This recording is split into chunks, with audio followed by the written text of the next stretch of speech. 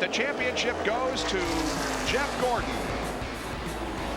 And there he is. He did not have a good race. Jeff Gordon wound up 32nd, 14 laps down to Dale Earnhardt, but he is the champ. People come along and high-five Ray Evernham, who has managed to take Jeff Gordon to the Winston Cup Championship in 1995. Jeff Gordon is on the racetrack taking a victory lap, and everybody is standing and cheering, and he's looping it here on the main straightaway. We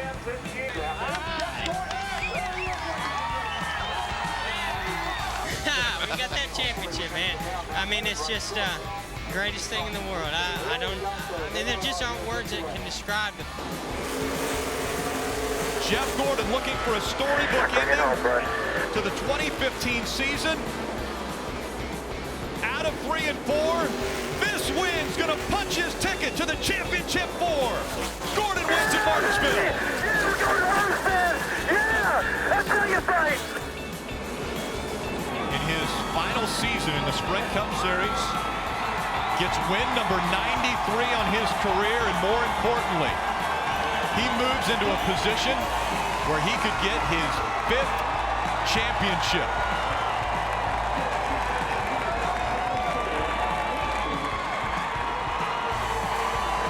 I have been around for a lot of Jeff Gordon celebrations, a lot of these victory lane interviews, but I have never seen you celebrate like that. Yeah! We're going to Homestead! Most meaningful win of your career, Jeff? It was a joke. I'm coming back next year. I'm just You're going to unretire now? No way, man. This is the sweetest, most amazing feeling. I'm so proud of this team. You want to talk about home back emotions? Right now, man, wow, we're going to Homestead, and I can't believe it. Coming to the finish line. Greg Biffle goes 3 in a row at Homestead, and Jimmie Johnson is the 2006 NASCAR Nextel Cup Series champion. Jimmie Johnson will celebrate his first NASCAR Nextel Cup Series championship at the age of 31. It's going to take a little bit for it to sink in, but just to think of what this team's accomplished the year that we've had, to be the champion, it's everything I've ever wanted to be as a champion. A half a lap away from the championship. Jimmie Johnson through 3 and 4. Make room. Richard Petty and Dale Earnhardt. There's another 7-time champ. Jimmie Johnson wins his 7th NASCAR Sprint Cup Championship.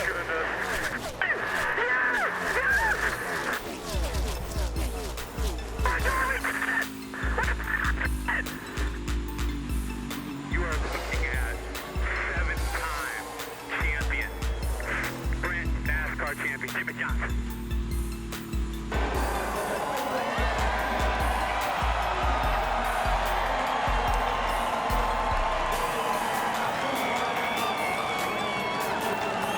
In my heart, I wanted to believe it would happen, and it has, and I'm just, I can't believe it. Congratulations, Jimmie. Thank you so much. Here comes Bill Elliott back on the inside off turn 4. And trouble. There's trouble coming down off that banking. 1, 2, 3. Denson's car among them as they come to the line. Caution is coming out. That could be the final lap under green. And if it is, Gordon has won with Terry Labonte second and Craven third. Checkers and yellow. And Terry Labonte pulls up, and here comes the 25 car up. The top 3, all from the same racing stable. Chevrolets dominate the 39th annual Great American Race. And that's the first person I want to talk to anyway. No offense, Mike, but this one's for Rick Hendrick. 1, 2, 3. That is so awesome. This could be 3 in a row for that 48 car. Buddy, come on, bring it home. Bring it home. Jimmie, don't do any burnouts, buddy. The emotions of the victory for Jimmie Johnson. He wins in Atlanta for Hendrick Motorsports. I'll tell you, that's good stuff. In loving memory all the way. What more can you say? Nothing. In loving memory all the way. Jimmie Johnson with his 7th victory of the season. After a terrible 7 days with the now of Hendrick Motorsports. The adrenaline comes down and the emotion hits. Yeah. It doesn't change anything, and we don't get back our friends that we've lost. But it sure makes it feel better to do something like this, and it's just unbelievable. As you can imagine, lost for words, and I just don't even know where to start. I got to thank my crew guys, everybody at Hendrick Motorsports, to have such a difficult week, to be able to bounce back and to do this.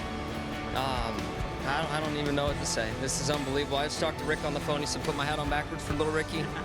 So there it is for little Ricky. Randy Dorton, Joe Jackson, Liz and Dick, Jeff Turner. Joe Jackson. I mean, everybody. It's just unbelievable. I don't even know what to say. This Lowe's car, all the support from this team, from everyone. This is a special deal. Big day in the points. I don't even know what to say, Bill. Coming down, white flag is out. Jeff Bodine into his final lap. Just praying, and we listen now as that car goes into turn number 1 for a burnt, anything from that motor that might spell disaster for Bodine. Remember, lurking 13 seconds back now, Terry Labonte. From the in-car camera, you may see Jeff Bodine win the Daytona 500. You may be riding with him. He's in the back straightaway. What a sensation, Ned. That's his fuel gauge. His fuel gauge is the one on the right. See that little gauge that's flickering on the right-hand side of the dashboard with the F under it? I'm sure that's probably his fuel gauge, pressure gauge. At the moment, doesn't see it flickering there. It is definitely flickering when it goes into the turn. And it goes into the turn. He's getting mighty close. See, the needle's going down now. You're riding down for the finish. Checkered flag is out, and you are with Jeff Bodine as he wins the 1986 Daytona 500. Bodine has done it. The Rick Hendrick Racing Stable out of Charlotte, North Carolina. Jeff Bodine from Richmond, New York, has won the Daytona 500. What this race means, I don't know when it'll sink in or when it'll all happen. Right now, it's the greatest thing that's ever happened to us. Richmond moving out of turn number 8, heading on to the long backstretch. Moves up through the gears, stands on the throttle for the second to the last time. He's got one more time to do that, and that is coming out at turn number 9 and coming down the front stretch. Tim Richmond on the shelf for 6 months, has not had an opportunity to run in a Winston Cup race. He approaches the final turn. It's about a 270-degree radius corner. It's banked maybe 10, 15 degrees, a third of a mile around. Tim Richmond going after win number 2. When he crosses the finish line, Tim Richmond will be 2 for 2, batting 1,000 in 1987. Here comes Tim Richmond. He's a winner again. Amazing story. Richard, I'll tell you, that leaves me with a very big impression.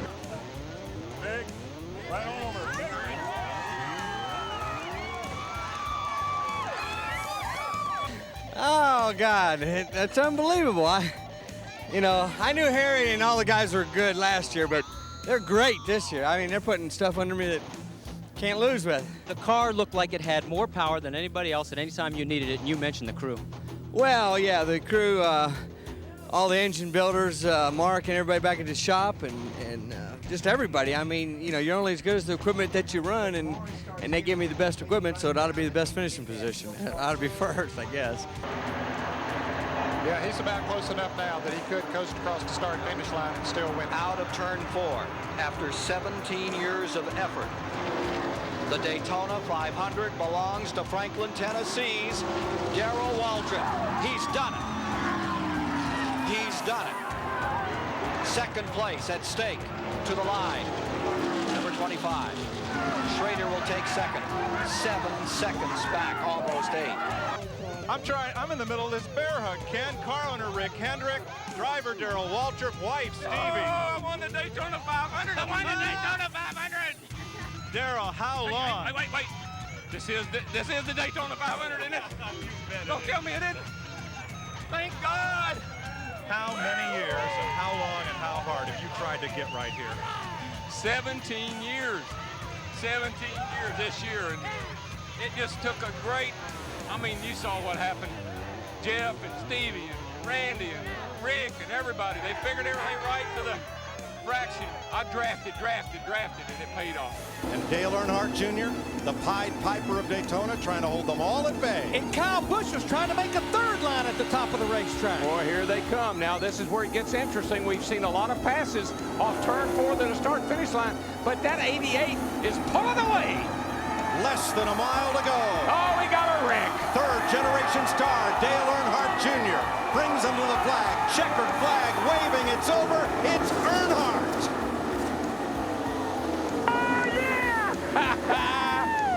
Good job, Junebug. Woo!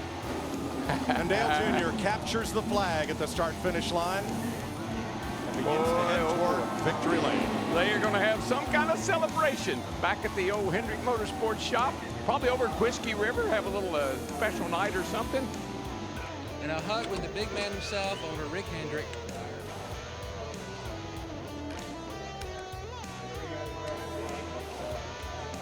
Dale, does your second Daytona 500 win take on even greater significance considering the journey you've traveled over the past 6 years? Yeah, I think so. Man, this winning this race is the greatest feeling that you could feel in this sport. And aside from obviously accepting the trophy for the championship, I didn't know if I'd ever get a chance to feel that again, and it feels just as good. Not better than the first because of how hard we tried year after year after year, running second all them years, wondering why and what we needed to do. And with 48 laps to go, Jeff Bodine settled the battle when he clawed his way past WALTRIP and Allison to grab the lead. From that point, Bodine never gave ground as he chalked up his very first Winston Cup victory 4.5 seconds ahead of the pack.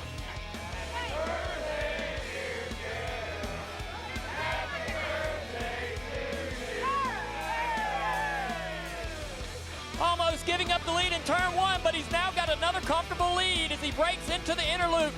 Martin Truex charges hard, trying to gain that ground back. No mistakes by either driver here, but Chase Elliott a cleaner corner. Now it's about 4 car lengths there through the carousel. Chase Elliott almost home free. Truex wide in the corner. He looks to be in great shape, but the mistake that he made in one again cannot be replicated here in turn 6. Truex is out of fuel. Truex is out. Now Chase can just cruise to victory lane. His spotter lets him know he's out of fuel. Chase Elliott comes out of turn number 7. The crowd roars. They're going to see for the first time Chase Elliott win in the Monster Energy Cup Series. Excellent. Yeah, baby, yeah! Hell yes! Thank you, thank you, thank you, yes! 250 wins for Hendrick Motorsports. And the 250th coming at the hands of Chase Elliott. I got my man Jimmie Johnson coming. How about that?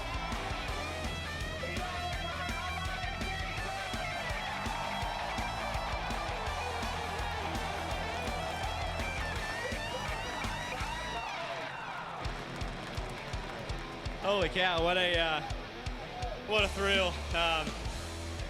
Kylie, I don't know what to say, just so thrilled, so emotional, so much relief. You know, working on 3 years and hadn't won one, and came here with a great opportunity today and was able to get it done. But just thank you, thanks to all the fans. You guys are rowdy after that checker flag. I hope all my buddies back home are ready to get rowdy tonight because it's going to be a good one. So we are 1.5 miles away from setting a record. How about putting Ricky Hendrick in the history books as the first winner, if he can hold on, in the history of this gorgeous facility in Wyandotte County, Kansas. We are in Kansas City, Kansas, for the inaugural O'Reilly Auto Parts 250. And now 3/4 of a mile stands between Ricky Hendrick and a GMHC Chevrolet win in NASCAR Craftsman Truck Series competition. Here he comes down. Hell yeah! Woo! Great job, Ricky. Great job, guys. That is awesome. Oh my God! Dream come true. Oh.